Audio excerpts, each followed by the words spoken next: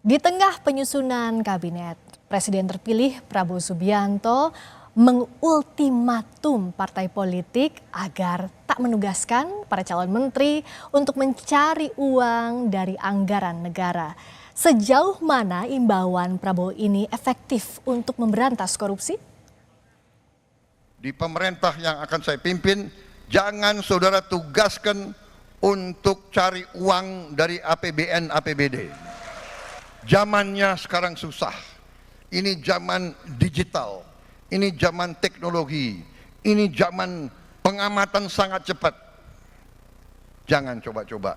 Tegas, Presiden terpilih Prabowo Subianto menyebut para calon menterinya kelak tidak mencari uang dari anggaran negara. Di depan para legislator PKB di Jakarta Kamis kemarin, Prabowo bilang banyak kebocoran dalam pengelolaan kekayaan negara sehingga tidak sampai ke rakyat. Menurut Ketua Harian Partai Gerindra Sufmi Dasko Ahmad, pernyataan Prabowo merupakan refleksi kasus di sejumlah kementerian. Ya kan kita kilas balik, ada terjadi dari oknum-oknum yang kemudian tersangkut masalah hukum karena bermain misalnya di dalam kementerian yang dipimpin itu dalam proyek-proyek yang menggunakan APBN. Komitmen Pak Prabowo terhadap penghematan dan pemberantasan korupsi itu juga saling mengingatkan agar hal-hal tersebut tidak terjadi lagi. Karena ini kan juga kita sama-sama tahu bahwa menteri yang akan membantu Pak Prabowo dalam kabinet itu juga ada dari unsur partai politik. Demikian. Berdasarkan laporan KPK, tindak pidana korupsi di tingkat eksekutif dalam 3 tahun terakhir mencapai 198 kasus. Pelaku korupsi melibatkan kepala lembaga atau kementerian, kepala daerah, pejabat struktural di kalangan pegawai negeri sipil hingga polisi. Sementara di lingkup legislatif, yakni parlemen baik pusat maupun daerah mencapai 50 kasus. Sedangkan di lingkup yudikatif 11 kasus. Partai Golkar angkat bicara soal imbauan Prabowo agar calon menterinya tidak cari uang dari APBN. Sekjen Partai Golkar memastikan kader-kader yang ditunjuk masuk kabinet memiliki integritas. Jadi kita ingin memastikan orang-orang yang kita kirim ke kabinet adalah orang-orang yang memiliki integritas. Orang yang memiliki integritas itu tidak harus kaya, karena faktanya orang yang kaya pun sering juga tidak memiliki integritas. Tetapi orang yang memiliki integritas adalah orang yang merasa cukup dengan dirinya, lalu melaksanakan amanah yang dipikulnya itu dengan baik. Dan kita ingin memastikan itu juga. Pengamat politik Agung Baskoro menilai pernyataan Prabowo agar partai politik tidak menugaskan calon menteri cari uang dari APBN sebagai tradisi yang positif. Itu pengalaman selama pemerintahan berlangsung, Mbak Adisti ya, karena banyak menteri-menteri tersangkut kasus ya, kasus-kasus hukum utamanya korupsi, dan harapannya itu tidak terulang lagi di zaman Pak Prabowo, dan wakil menteri itu menjadi instrumen efektif untuk memastikan hal itu tidak terulang. Karena Pak Prabowo akhirnya menempatkan orang-orang pilihannya, orang-orang kepercayaannya, loyalis-loyalisnya yang sudah lama ikut beliau sejak berapa periode ya, dan saya kira itu hal positif sebagai bagian dari mekanisme pencegahan, mitigasi supaya tidak terjadi korupsi lagi, dan juga sebenarnya bisa dioptimalkan instrumen-instrumen penegak hukum selain orang-orang tadi. Hingga kini jumlah kementerian Prabowo Gibran dalam tahap finalisasi. Menurut Partai Gerindra, penambahan jumlah kementerian demi mengoptimalkan pemerintahan Prabowo Gibran. Tim Liputan, Kompas TV. Lalu bagaimana komitmen Prabowo Subianto soal partai politik tidak menugaskan calon menteri untuk mencari uang dari anggaran negara? Kita akan bahas malam ini bersama dengan sejumlah narasumber. Sudah hadir di studio Kompas TV Sekretaris Jenderal Partai Golkar Muhammad Sarmuji. Selamat malam. Selamat malam Mbak Friska. Selamat malam. Dan juga melalui sambungan Zoom sudah hadir politisi PDI Perjuangan Chiko Hakim. Selamat malam Mas Chiko. Halo, Assalamualaikum Mas. Waalaikumsalam. Selamat malam. Sudah hadir juga koordinator Indonesia Corruption Watch atau ICW Agus Naryanto. Selamat malam Mas Agus. Selamat malam Mbak Friska. Selamat malam. Selamat malam. Terima kasih banyak sudah hadir di Sapa Indonesia Malam Akhir Pekan. Saya ke Pak Sarmuji dulu. Jadi komitmennya Pak Prabowo ini kan dianggap sebagai penegasan bahwa jangan ada celah korupsi. Nah, tapi dalam menerapkannya itu bagaimana agar tidak sekadar normatif saja? Ya, tapi sekurang-kurangnya apa yang disampaikan Pak Prabowo sebagai presiden terpilih itu menjadi early warning system ya, menjadi pengingat awal menteri-menteri itu garisnya Pak Prabowo seperti itu. Jadi jangan coba-coba ada menteri yang kemudian mengais-ngais uang APBN dari kementerian yang bersangkutan. Itu sesuatu yang bagus sebagai langkah awal. Tetapi memang harus ada tindak lanjut yang menjadi tahapan untuk memastikan itu bisa berlangsung. Dan Pak Presiden punya sekian instrumen untuk memastikan itu. Ada pemeriksa internal seperti BPKP, ada BPK, ada pengawas yang bisa ditaruh.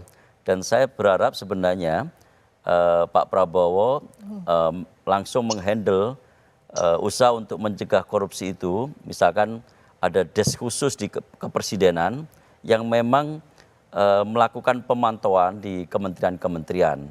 Sehingga semua hal terkait di kementerian, seandainya ada tanda-tanda mau korupsi sekalipun, Pak Prabowo sudah tahu melalui Des pencegahan korupsi. Apa bedanya dengan fungsi KPK? Sekarang kan ada fungsi pencegahan di sana. Atau misalnya kementerian lembaga ada KSP juga yang memantau. Apa Kalau KPK itu cenderung kuratif ya, cenderung penindakan. Tapi kalau Pak Prabowo memiliki des khusus yang itu terhubung di kementerian, itu akan jauh lebih baik mengingatkan sejak awal, bahkan orang belum melakukan saja Pak Prabowo sudah mengendus gitu. Jadi itu barangkali sangat membantu pada pemerintahan berikutnya. Mas Ciko menganggap ini mungkinkah dilakukan secara tegas oleh Pak Prabowo untuk agar jangan ada yang cari cuan lewat APBN, tapi jawabnya nanti bisa jeda di Sapa Indonesia Malam Akhir Pekan.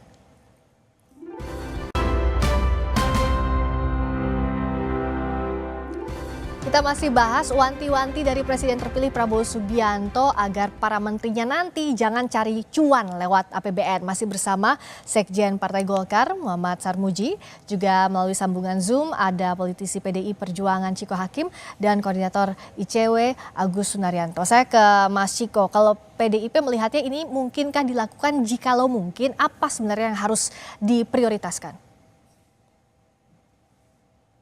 Karena statement Pak Prabowo itu patut kita apresiasi dan yang cukup kuat dari yang bersangkutan untuk agar pemerintahannya berjalan bersih dan bawahan-bawahannya menteri di kabinetnya juga sudah diwanti-wanti untuk tidak melakukan korupsi. Tapi kalau kita mau jujur, nanti juga mungkin bisa ditambahkan oleh teman-teman dari ICW bahwa korupsi dari APBN atau APBD adalah korupsi yang paling primitif rasa-rasanya, karena sesungguhnya korupsi ini ada berbagai macam yang saya bisa sampaikan memang dari APBD maupun APBD. Yang kedua bisa juga ada konflik of interest.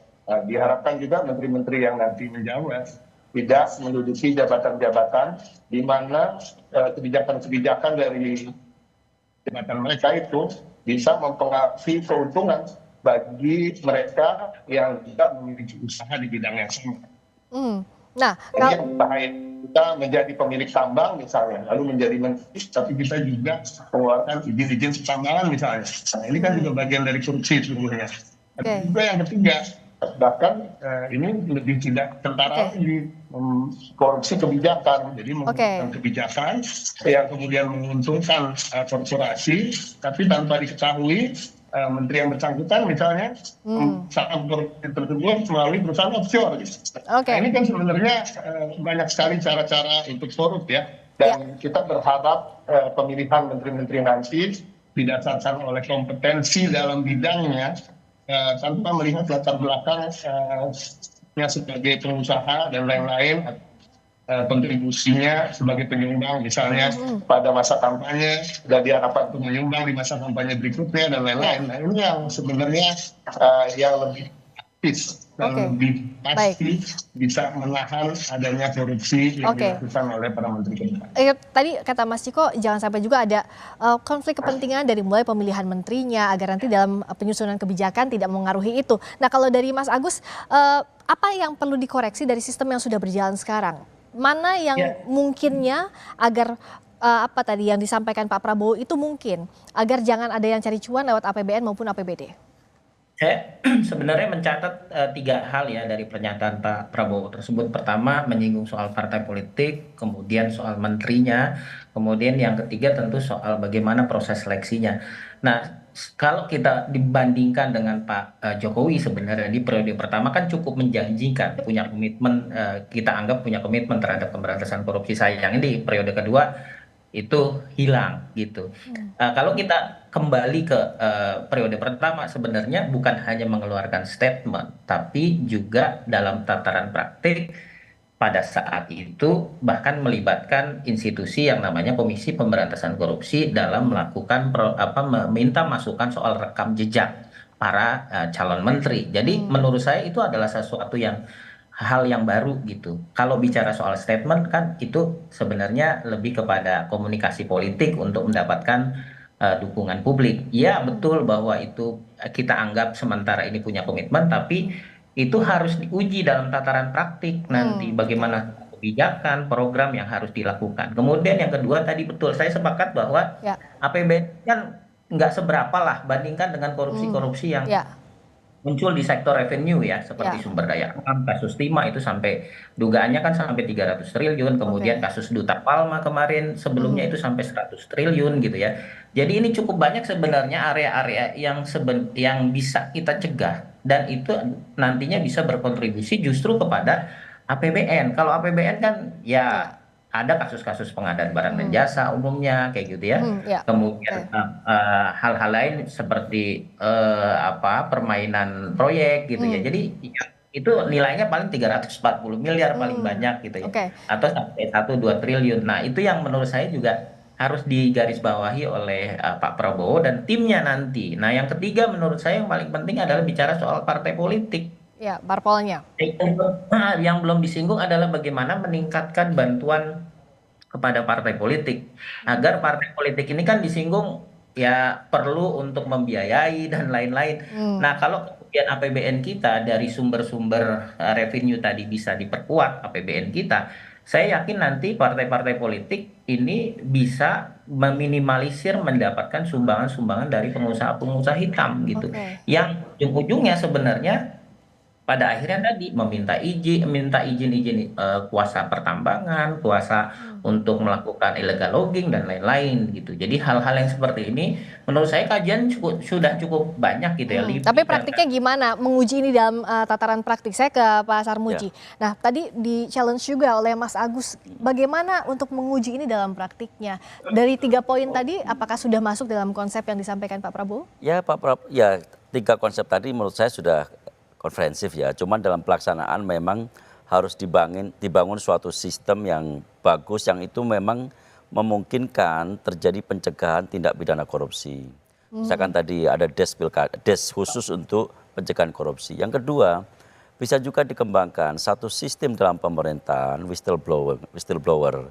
Jadi kalau itu bisa dikembangkan, orang yang menginformasikan potensi terjadinya korupsi itu tidak justru disingkirkan, tetapi justru mendapatkan promosi atau sekurang-kurangnya mendapatkan imbalan yang cukup sehingga dia punya semangat untuk melakukan, menginformasikan kepada tadi des khusus pencegahan korupsi tadi dan dijamin tidak terjadi pembulian terhadap yang bersangkutan dalam pemerintahan. Itu menurut saya sangat penting.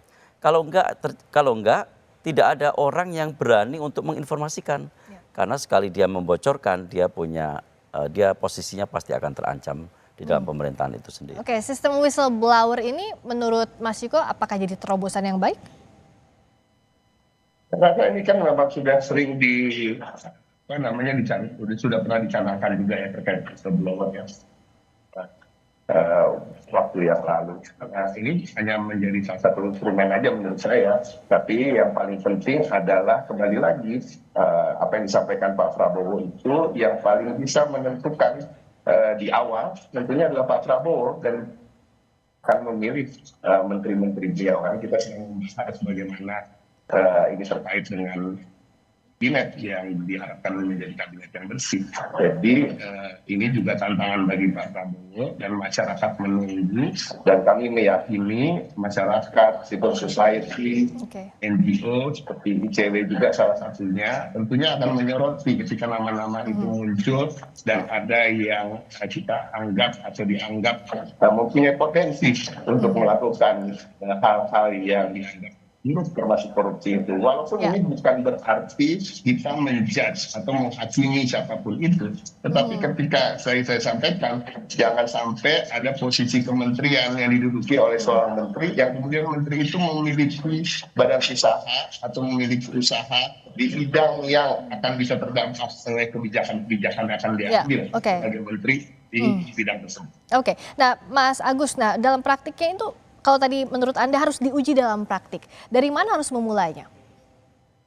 Ya paling tidak dari kebijakan-kebijakan yang nanti harus dikeluarkan. Tadi misalnya soal apakah ada regulasi soal konflik kepentingan di institusi kementerian yang akan dibangun. Karena nantinya kan sepertinya akan ada pelebaran kementerian ya, semakin banyak informasi yang berkembang. Nah, semakin banyak kementerian yang berkembang, tentu pengawasannya juga harus diperketat.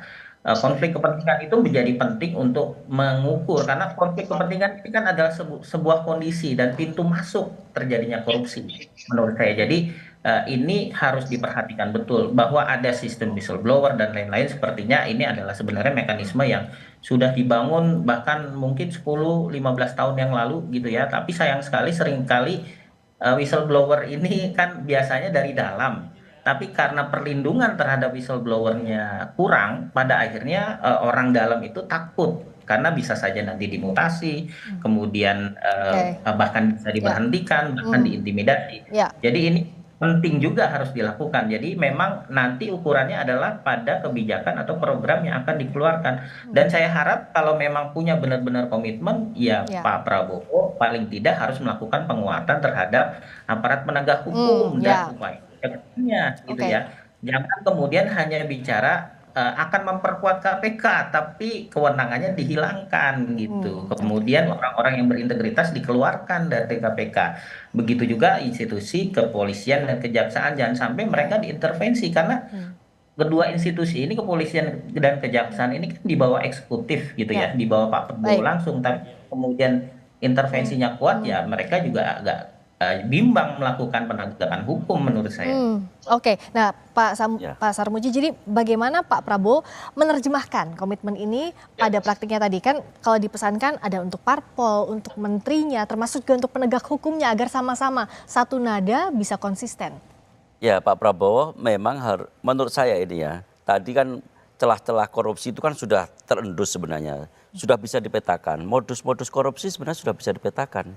Hanya saja tidak ada satu kekuatan khusus di bawah kendali presiden langsung yang bisa efektif untuk mengkoordinasikan ini. Jadi kalau itu bisa dilakukan, ya kalau seandainya ada des khusus tadi, des khusus pencegahan korupsi langsung di bawah kendali presiden, itu ada yang mengkoordinasikan semua pemberantasan korupsi tadi itu. Kalau intervensi tadi, misalkan tentang intervensi, andaikan ada des khusus pencegahan korupsi, itu tidak dimaksudkan justru untuk mengintervensi, tetapi untuk menyelaraskan semua langkah-langkah pemberantasan korupsi, plus untuk menjamin whistleblower sistem tadi itu berjalan secara efektif. Orang tidak dihukum karena menginformasikan potensi pencegahan korupsi tadi. Jadi dari hulu ke hilir ini harus betul-betul dilaksanakan. Kita tunggu komitmennya. Terima kasih sekali lagi. Sebelumnya saya mau tutup dulu sama pantun. Ke pasar pisang, pilih-pilih sawo. Pakai cakep dong Pak. Cakep. Sambil beli mainan dan nonton drum band. Cakep. Ingat pesan Presiden terpilih Pak Prabowo, jangan sampai menteri cari cuan lewat APBN. Terima kasih banyak Pak Sarmuji, terima kasih juga Mas Ciko, terima kasih Mas Agus. Kita jumpa lagi lain waktu. Nah, berikutnya kita akan membahas hal yang tidak kalah pentingnya. Karena tidak semua orang ini bisa mengakses sarana pendidikan dengan mudah. Banyak bahkan siswa dan guru di daerah harus melalui berbagai rintangan demi menuju ke lokasi sekolah. Iya nggak sih, Cing? Betul, dan udah hadir Pak Indra, ini asalnya dari mana? Dari Cibitung. Cibitung. Sukabumi Selatan. Sukabumi? Iya. Saya juga suka sama Bapak. Pak Sarmuji, ini luar biasa Pak Indra ini. Perjuangannya untuk sampai ke sekolah itu sangat inspiratif buat kita yang ada di kota. Ngerasa berbagai kemudahan telah kita dapatkan, tapi ternyata Sukabumi yang jaraknya juga dekat dari ibu kota. Jakarta. Iya, betul, perjuangannya betul. luar biasa ya Pak Indra ya. Alhamdulillah. Bukan daerah terpencil ini padahal. Betul, itu masih di lingkar ibu kota, dekat sekali dengan ibu kota Jawa Barat, dengan ibu kota Jakarta, tapi ternyata aksesnya masih sulit. Nah, kita akan bahas ini. Kalau Pak Sarmuji mau ikut di dialognya juga boleh untuk berkenalan dengan Indra. Kami akan kembali sesaat lagi di Sapa Indonesia Malam Akhir Pekan.